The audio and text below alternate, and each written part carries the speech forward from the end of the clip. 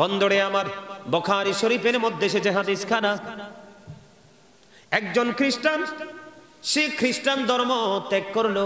খ্রিস্টান ধর্ম ত্যাগ করার পরে ইসলাম ধর্ম গ্রহণ করলো। ইসলাম ধর্ম গ্রহণ করার পরে এবার তিনি সূরা বাকারা এবং সূরা আলে ইমরান তেলাওয়াত করলো। করতে করতে করতে করতে করতে করতে বন্ধু সময় চলে গেল। এবার আল্লাহ রাব্বুল আলামিন তাকে একটা দায়িত্ব দিল। সেই দায়িত্বটা হলো আল্লাহর পক্ষ থেকে নবীর কাছে যেই ওহী আসতো, এই ওহী লেখার দায়িত্ব পাইল। না ওনো সুবহানাল্লাহ, কোন টাইম হইছে না তো? আরে না, সত্যি বলছি, এখনো সুবহানাল্লাহ বলার টাইম হইছে না। একটু পরে চিন্তা করে বলতে হবে সুবহানাল্লাহ বলবেন কি না। সিরিয়াসলি বলছি, মানে এই ঘটনাকে কেন্দ্র করে সুবহানাল্লাহ বলছেন যে গুনাহ হইছে না, সওয়াব হইছে, তবে এই ঘটনাকে কেন্দ্র করে সুবহানাল্লাহ বলার সময় এখনো হয় নাই। কেন গো হয় নাই বন্ধু?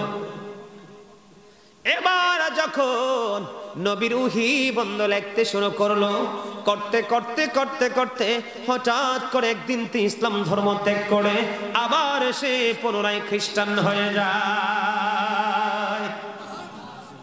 আল্লাহ আল্লাহ আল্লাহ আল্লাহ, খিরে ভাই, এই দুঃসংবাদ শুনলে, এই খারাপ সংবাদ শুনলে কি কেউ সুবহানাল্লাহ কয় না নাউজুবিল্লাহ কয়? আরে আরো জোরে বলে না নাউজুবিল্লাহ।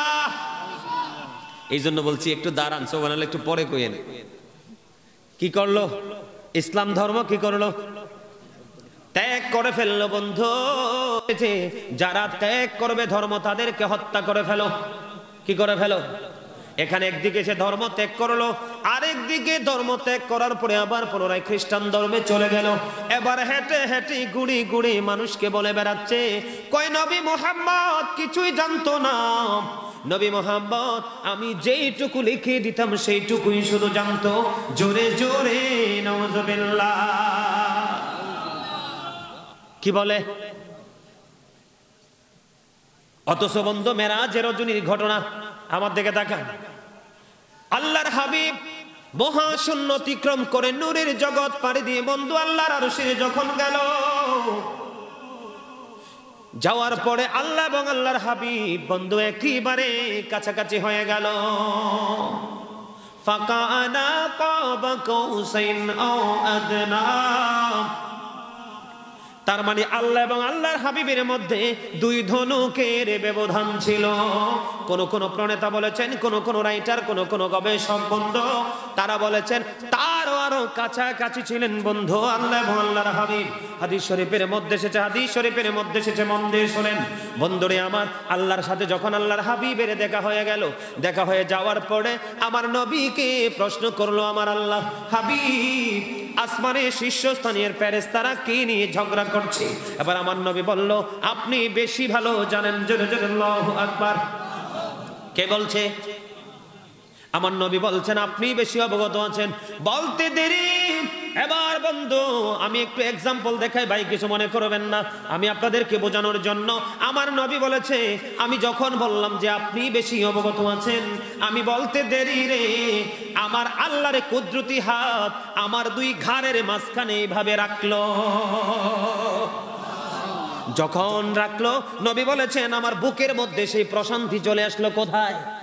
বুকের মধ্যে প্রশান্তি চলে আসলো। তখনই আমি আসমান এবং জমিনে যা কিছু আছে সব কিছু আমি নবী দেখে নিয়েছি। এটা মেরাজের রজনীর ঘটনা। আল্লাহ এবং আল্লাহর হাবিব যখন কাছাকাছি, অনেক প্রেমের আলোচনা বন্ধু অনলাইনে চোখ রাখবেন। গাজী সুলাইমান আল কাদরি দিয়ে যখন চার্জ দিবেন, আপনার জীবনে সকালে ঘর থেকে বের হয়ে বিকালে বিছানায় ফিরে আসা পর্যন্ত যত জায়গায় আপনাকে যেভাবে চলতে হবে, প্রত্যেকটা বিষয়ের উপর বন্ধু অনলাইন বলেন, ফেসবুক বলেন, টুইটার বলেন, ইনস্টাগ্রাম বলেন, ইউটিউব বলেন, কোন সোশ্যাল মিডিয়া বন্ধু বাদ নাই। শুধু নাম দিয়ে চার্জ দিবেন, বিষয়ভিত্তিক আলোচনা করে করে শুনবেন বন্ধু। জোরে জোরে বলেন আলহামদুলিল্লাহ। আরো জোরে বলেন না আলহামদুলিল্লাহ। এখন নবীর মুখ দিয়ে, নবীর মুখ মোবারক দিয়ে কি বলেছেন? আল্লাহর কুদরতি হাত যখন রাখলো, আমি আসমান জমিনের যা কিছু আছে সব দেখে নিয়েছি। নবীরটা সত্য নয়, খ্রিস্টানেরটা সত্য। নবীরটা বন্ধু সত্য, হাদিস শরীফের মধ্যে এসেছে। এবার খ্রিস্টান বলে বলে বেড়াচ্ছে নবী কিছুই জানতো না, আমি যেইটুকু লিখে দিতাম সেইটুকুই শুধু জানতো।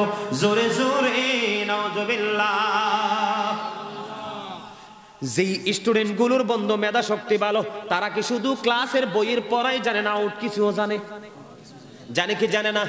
একটা সাধারণ মানুষের ক্ষেত্রে যদি এই প্রতিভা থাকে, এত বেশি ক্যাচ করার মতো বন্ধু, কাউন্ট করার মতো সেই এবিলিটি থাকে বন্ধু, 1,24,000 মতান্তরে 2 লক্ষ, মতান্তরে 3,24,000 নবী রাসূলের মধ্যে আল্লাহ 8টা নবীকে স্বর্গীয় উপাধি দিয়েছেন, ঠিক কিনা বলেন? একজন হলো আদম সফিউল্লাহ, একজন হলো নূহ নাসিউল্লাহ, একজন হলো বন্ধু দাউদ খলিফাতুল্লাহ, একজন হলো ইব্রাহিম খলিলুল্লাহ, আর একজন হলো ইসমাঈল জবিউল্লাহ, আরেকজন হলো বন্ধু মূসা কালিমুল্লাহ, আরেকজন হলো ঈসা রুহুল্লাহ, আরেকজন হলো হাবিবুল্লাহ। সেই নবী জানবে না? আর নবী শব্দের অর্থই তো হলো দৃশ্যের সংবাদদাতা। তো নবী যদি সংবাদ নাই জানে, আপনাকে দিবে কিভাবে? কথা বুঝেন নাই আমার? তো সে কি নবীর সাথে বেয়াদবি করেছে না আদব দেখিয়েছে? চরম পর্যায়ের বেয়াদবি বন্ধু। এই বক্তব্য দিতে দিতে দিতে দিতে বন্ধু সে একদিন তার মরণ হলো। আলহামদুলিল্লাহ। Characterless people, you are died, ঠিক কিনা? ক্যারেক্টারলেস ম্যান, একবারে ফিনিশ। আমি খুশি হয়েছি, কারণ দুষ্ট লোক বেঁচে থাকলে আরেকটা দুষ্ট জন্ম হয়, আর ইমানদার বেঁচে থাকলে আরো ইমানদার জন্ম, ঠিক কিনা বলেন? আমার মার মুখে শুনছি, দুষ্ট লোকের মিষ্টি কথা শুনতে লাগে মাথা ব্যথা, ঠিক কিনা? দুষ্ট লোকের বক্তব্য শোনা যাবে না। দেখতে দেখতে বন্ধু খ্রিস্টান মারা গেল। বুখারীর হাদিস কিন্তু সিহাসিত্তার অন্যতম সহি, যে 6টি গ্রন্থ সিহাসিত্তা, অন্যগুলো বন্ধু সহি, তবে মূল যেই সিহাসিত্তার 6টি হাদিস গ্রন্থ, এর মধ্যে বুখারী শরীফ হলো অন্যতম। এবার সে যখন মারা গেল, মাঝখান দিয়ে একটা এক্সাম্পল আমি দিব আপনাদেরকে। আপনারা দেখেছেন রানী দ্বিতীয় এলিজাবেথ যখন মারা গেল, ব্রিটিশ রানী, তাকে বন্ধু চন্দন কাঠ দিয়ে অনেক কোটি কোটি টাকা খরচ করে মাটিতে ঢুকাইছে। খ্রিস্টানরা মারা গেলে কিন্তু এমনি ভাবে তাদেরকে দাফন করা হয়। তৎকালীন সময়ে ওই খ্রিস্টান যে নবীর সানে বেয়াদবি করলো, তাকে বন্ধু মাটিতে দাফন করলো।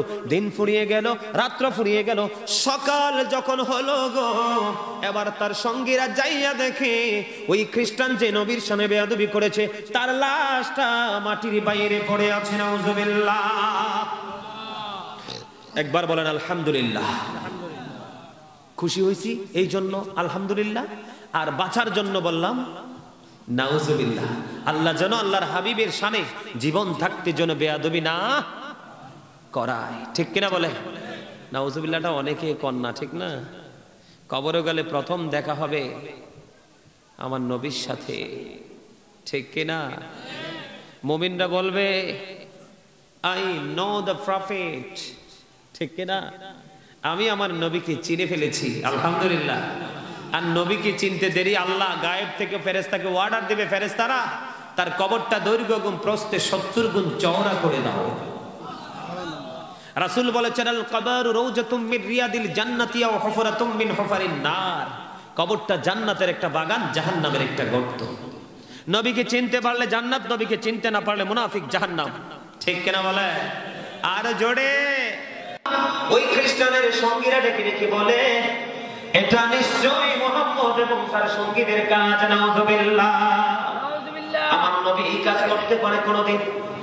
বন্ধু আজকে কি করলো? এই তার কবরটাকে আরো বেশি গভীর খনন করে তাকে দাফন করলো। দাফন করে চলে গেল। আজকেও দিন চলে গেল, রাত চলে গেল। পরের দিন আইসা দেখে বন্ধু কবর থেকে আবার তাকে মাটির বাইরে ফেলে রেখেছে। আলহামদুলিল্লাহ বলেন না কেন? আমি খুশি হয়েছি এই জন্য আলহামদুলিল্লাহ। নবীর দুশ্মনের সাজা। এবার তারা আজকেও বলতেছে নবী মুহাম্মদ এবং তার সঙ্গীদের কাজ। এবার কি করলো? আরো বেশি খনন করে তাকে আবার এখানে দাফন করে চলে গেল। তৃতীয় দিন আবার বন্ধু দিন চলে গেল, রাত চলে গেল, বাইরে আসলো। এসে চাইয়া দেখে রে তার লাশটা মাটির বাইরে পড়ে আছে। জোরে জোরে আল্লাহু আকবার। আরো জোরে, আরো জোরে। এবার কি? তৃতীয় দিন আবার বন্ধু, তৃতীয় দিন আবার তার লাশ যখন মাটির ঘরে রাখলো, আবার তৃতীয় দিন সকালবেলা যাইয়া দেখে তাদের দেহটা মাটির বাইরে পড়ে আছে। আল্লাহু আকবার। এক এক করে কয়দিন? কথা বলে না, কয়দিন? 3 দিন। কেন? নবীর সাথে বেয়াদবির কারণে। জোরে জোরে বলেন না নাউজুবিল্লাহ। সর্বশেষ আলোচনা, আমার মনে হয় নবীর প্রেমিকরা চলে আসছে। ঠিক কিনা বলেন? আরো জোরে আমার দিকে তাকান। কোরআন শরীফের 29 পারা সূরা কলামে আল্লাহ বলেছেন, ওতুল্লিং বাদা যালিকা জানিম, with all that he is a bastard. কি? যারা নবীর সাথে বেয়াদবি করে আল্লাহ তাদেরকে জারজ বলছে। কি বলছে? সে যদি মিশর থেকেও পিএইচডি করে আসে, আপনার মসজিদের ইমাম সাহেব হয়, তার পিছনে দাঁড়াই ইক্তেদাই তু বিহাজাল ইমাম বলা যাবে না, তাকে ইমান মারা যাবে না, কারণ তার পিতৃ পরিচয় নাই, সে জারজ। এই জন্য তার পিছনে ইক্তেদা করা হারাম। কি? আমার দিকে তাকায় না রে, আমার কথা কি বুঝেন নাই?